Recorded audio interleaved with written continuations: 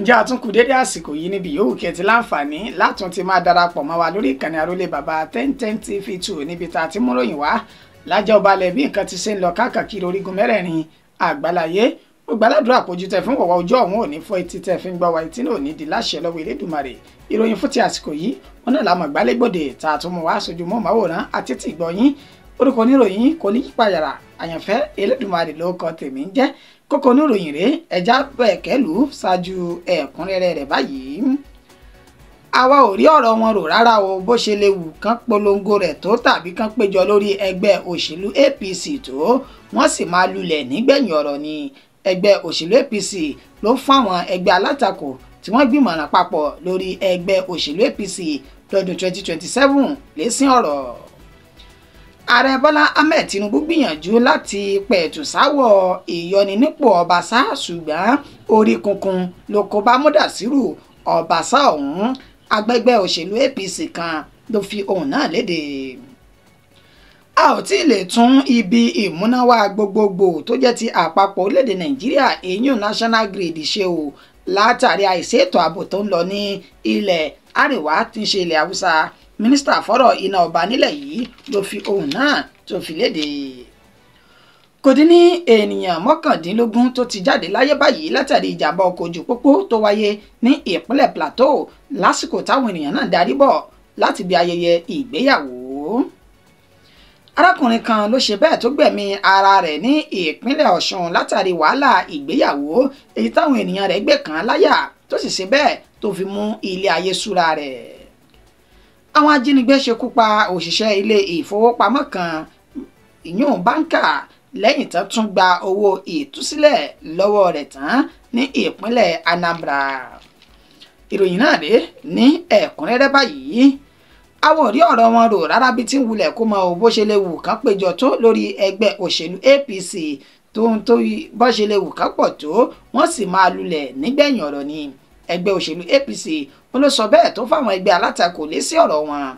ẹni tó jẹ́ igbákejì alága afẹ́gbẹ́ òṣèlú APC ní gúúsù ìlà oòrùn ilẹ̀ yìí ìjẹ́ ọmọ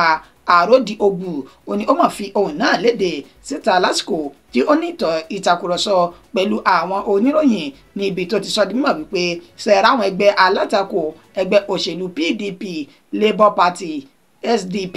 àtàwọn tó kù tí wọ́n ní wọ́n jọ ń gbìmọ̀ràn papọ̀ pẹ̀lú ẹni tó jẹ́ gómìnà tẹ́lẹ̀ ní ìpínlẹ̀ Kaduna ìyún Nasiru El-Rufai tó fi mọ́ igbákejì ààrẹ tẹ́lẹ̀ ní orílẹ̀-èdè Nàìjíríà tó tún jẹ́ olùdíje sí ipò ààrẹ nínú ọdún 2023 láti inú ẹgbẹ́ òṣèlú PDP ìyún Alhaji Atiku Abubakar tó tún fi mọ́ Peter Obi tó jẹ́ olùdíje sí ipò ààrẹ nínú ẹgbẹ́ òṣèlú Labour Party ó ní gbogbo wọn gbogbogbò tí wọ́n gbìmọ̀ràn papọ̀ láti lè fi ẹ̀yìn ẹgbẹ́ òṣèlú APC jẹlẹ̀ nínú ètò ìdìbò ọdún 2027 ó ní ẹ̀mọ́jà tanra wa níṣe ni wọ́n yígbàdo sẹ́yìn gbà ó ní ààrẹ Bọ́lá Ahmed Tinubu ó ti dé báyìí ó sì ti wà lẹ́ni tí ó sì lo ọdún mẹ́jọ rẹ̀ gbáko lórí àlééfà nígbà tí ó ń ṣe ní àlàyé oníṣẹ́ni tí Nasiru El-Rufai lásìkò ètò ìpolongo ìbò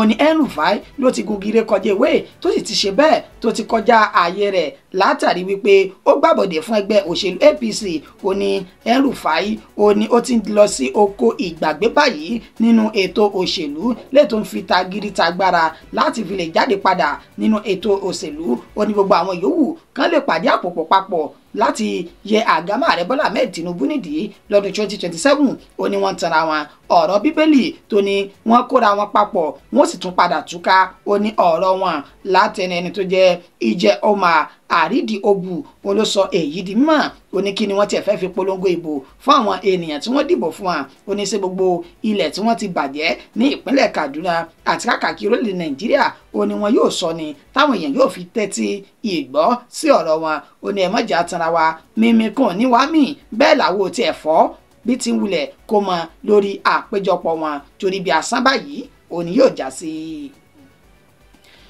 Ààrẹ Bọ́lá Ahmed Tinubu mọ̀ gbìyànjú láti pẹ̀tù sáwọ̀ ìyọninípò Ọbaṣá ṣùgbọ́n orí kíkun tí Ọbaṣá gan ṣe òun ló ṣe bẹ́ẹ̀ tó kó bá Múdàsírù Ọbaṣá ẹni tí wọ́n yọ ní ipò abẹnugan ti ilé ìgbìmọ̀ asòfin ìyún ní ìpínlẹ̀ Èkó lánàá òde yìí ó ní wọ́n ti ṣe àlàyé bí ọ̀rọ̀ náà bí ó ṣe jẹ́ látẹni tó jẹ́ ọ̀kan gbòógì nínú ẹgbẹ́ òṣèlú APC ti ìpínlẹ̀ Èkó èyún Fuad Oki ó fi ọ̀rọ̀ náà léde lórí móhùnmáwòrán Channel Television ní òní yìí níbi tó ti sọ di mímọ̀ wípé gbogbo ìgbìyànjú àti akitiyan ààrẹ Bọ́lá Ahmed Tinubu torí pé ó gbọ́ sí ọ̀rọ̀ náà ó já sí pàbó látàrí orí kunkun èyí tí Ọbaṣá náà tó ṣe lásìkò tí wọ́n fẹ́ bá wọn pẹ̀tù sí àwọ̀ ọ̀hún ó ṣe ní àlàyé wípé lásìkò tí ààrẹ Bọ́lá Ahmed Tinubu tó wá fún ìsinmi ọdún kérésìmesì ní ìpínlẹ̀ Èkó níṣe ni àwọn ìgbìmọ̀ abágómìnà jíròrò Governor Advisory Council ni wọ́n fi ọ̀rọ̀ náà tọ ààrẹ Bọ́lá Ahmed Tinubu tán fi tọ́ lọ tán sì fi tó létí nínú èyí tí wọ́n ti ní wọ́n pe Mudasiru Ọbaṣá láti jẹ́ kí wọ́n pẹ̀tù sí àwọ̀ tí ń bẹ ní àárín àwọn àti ilé-ìgbìmọ̀ tó fi mọ́ ti ìjọba ìpínlẹ̀ Èkó ẹni ṣùgbọ́n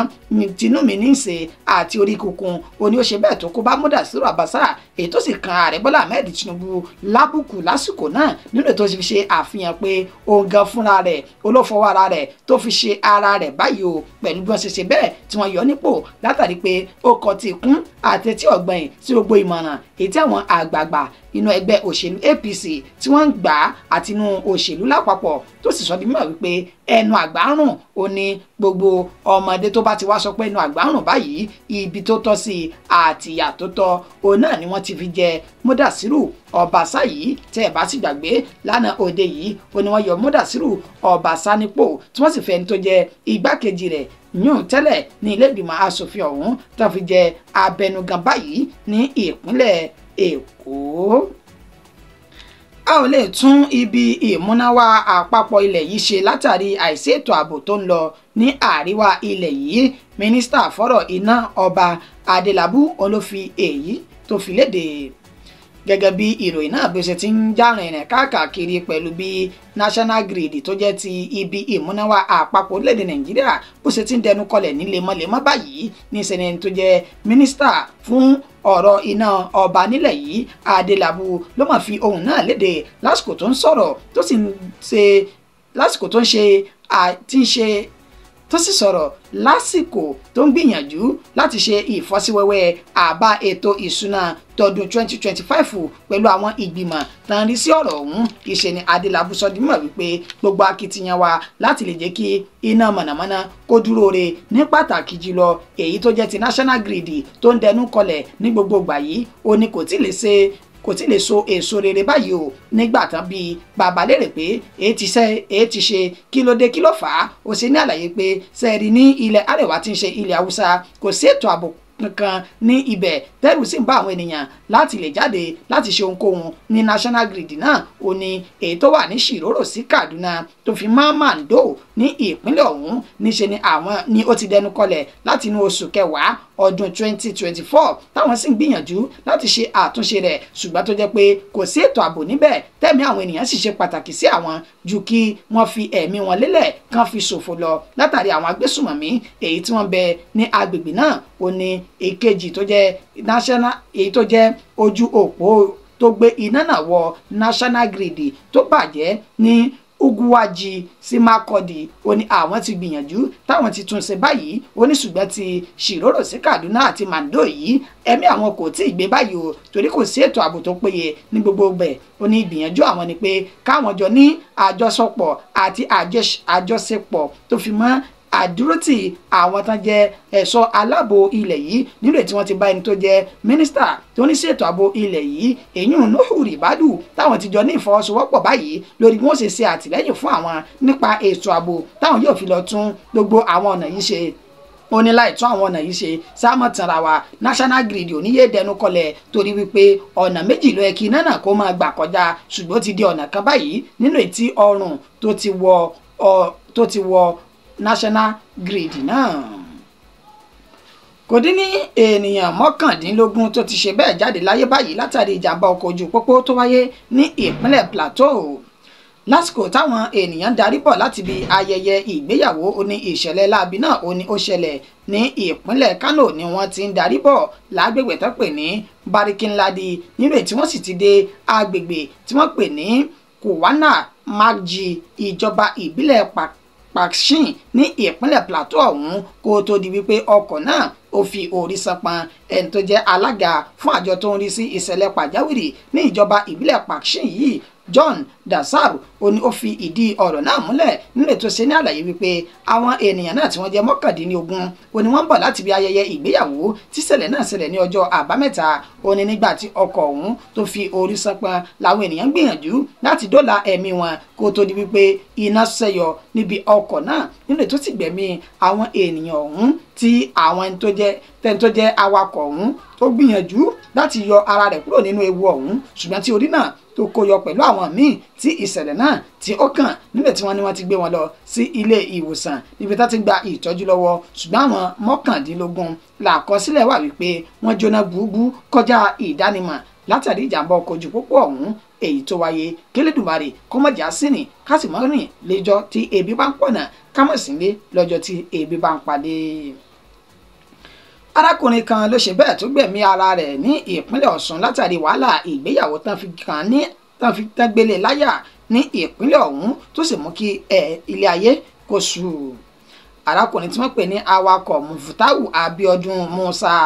ó ti ṣe bẹ́ẹ̀ gbẹ̀mí lẹ́nu ara rẹ̀ báyìí tó ń gbé ní agbègbè nílùú Òṣogbo gẹ́gẹ́ bí ìròyìn náà ló ṣe ti ń tẹ̀ wá lọ́wọ́ láti ọ̀dọ̀ àwọn tó jẹ́ olùsúnmọ́ arákùnrin ọ̀hún. wọ́n sọ dímọ̀ wípé ìgbà ẹ̀kẹta ọ̀tọ̀ọ̀tọ̀ rèé tí Musa yóò gbìyànjú láti gbẹ̀mí lẹ́nu ara rẹ̀ látàrí bí àwọn mọ̀lẹ́bí àti ojúlùmọ̀ bí wọ́n ṣe ti ń fi ọ̀rọ̀ ìyàwó lọ láti ọdún tó ti pẹ́ nínú èyí tí wọ́n sọ dímọ̀ wípé kò láya lọ́dẹ̀dẹ̀ débi tí yóò bímọ. wọ́n sọ dímọ̀ wípé ní nǹkan bíi oṣù kejìlá ọdún 2023 ó gbìyànjú rẹ̀ lẹ́ni tí ó fẹ́ lọ ṣe bẹ́ẹ̀ gba ẹ̀mí ara rẹ̀ látàrí pé ó fẹ́ pokùnso ṣùgbọ́n tó ní àwọn olùgbé agbègbè ni wọ́n dóòlà ẹ̀mí rẹ̀ lásìkò náà nílé tí wọ́n fi mú lọ sí ọ̀dọ̀ àwọn mọ̀lẹ́bí rẹ̀ níbi tí ó ti ń gbé nígbà tí ó sì já sí wípé ibi tó ń gbé ọ̀hún ni owó oṣù rẹ̀ yóò parí tí ó tẹnubodò nínú oṣù kejìlá ọdún 2024 tá a ti lò tán yìí ṣùgbọ́n tó sún àsìkò tí ó sanwó náà padà títí di ìparí oṣù kínní ọdún 2025 yìí. wọ́n sọ dímọ̀ wípé àwọn mọ̀lẹ́bí rẹ̀ ni wọ́n tún gbé ọ̀rọ̀ náà kàn láyà nínú tí wọ́n tún ti ń sùn lọ́rọ̀ wípé ó yẹ kó ti níyàwó kó sì ti ní ọmọ lọ́dẹ̀dẹ̀ èyí ló tún ṣe bẹ́ẹ̀ tó fi sú nígbà tí ọ̀rọ̀ yóò tún wá fọ́n káàkiri tí ó di yanpanyanrin báyìí. níṣe ni àwọn tán ní ilé tó ń gbé ọ̀hún náà sọ dímọ̀ wípé kókó kúrò nínú ilé náà o torí pé àwọn fẹ́ tún ilé náà ṣe nígbẹ̀yìngbẹ̀yìn gbogbo wàhálà àtọ̀tún àti tòsí ó ní ó fún pinpin mọ́ lọ́rùn nínú tó sì ti pinnu láti gbẹ̀mí ara rẹ̀ kò ṣàìṣàì fi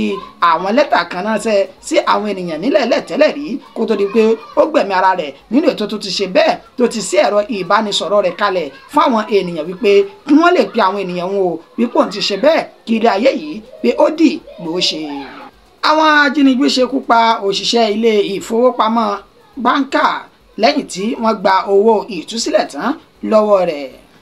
gẹ́gẹ́ bí ìròyìn náà bí ó ṣe ti ń tẹ̀ wá lọ́wọ́ láti ojú òpó ayélujára èyí tí ẹni tí wọ́n pe orúkọ rẹ̀ ní Unobi èyí tí wọ́n pe láti ojú òpó ayélujára èyí tí wọ́n pe orúkọ arábìnrin ọ̀hún ní Ifeoma tó jẹ́ báńkà ilé ìfowópamọ́ kan ní ìpínlẹ̀ Anambra. gẹ́gẹ́ bí ìròyìn náà gbèsè tí ń tẹ̀ wá lọ́wọ́ wọ́n sọ di mímọ̀ wípé wọ́n jí arábìnrin ọ̀hún gbé ní agbègbè ní Onitsha tí ń ṣe ìpínlẹ̀ Anambra nínú èyí tí wọ́n sì béèrè fún owó ìtúsílẹ̀ èyí táwọn mọ̀lẹ́bí rẹ̀ tí wọ́n ti san owó ọ̀hún fún kó tó di wípé wọ́n tún padà ṣekú pa arábìnrin ọ̀hún. wọ́n rí òkú arábìnrin náà ní agbègbè tán pè ní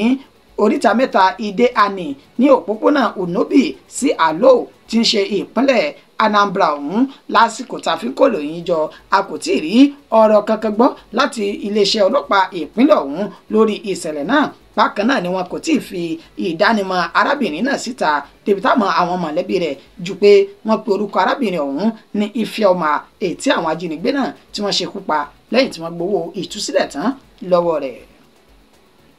ìròyìn wa kò jù báyìí lọ fún ti àsìkò yẹn tó ṣe àkójọpọ̀ rẹ̀ tó tún mú wá sójú mọ́ màwòrán yìí náà ní Àyànfẹ́ Elédùmarè. ǹjẹ́ títí di ìgbà táàtún padà máa fún wa ní ìròyìn míì ẹ má gbàgbé láti bá a subscribe sórí ìkànnì tá a wà yìí tẹ́ ẹ báyìí tí ì ṣe tẹ́ bá ti ṣe ẹ bá tẹ notification ká sì lè máa ríra wa wò lóòrèkóòrè títí dìgbà náà ó kọ mi ò ní yí padà Àyànfẹ́ Elédùmarè náà ni wọ́n kí wa pé àkùṣẹ́ látàárọ̀.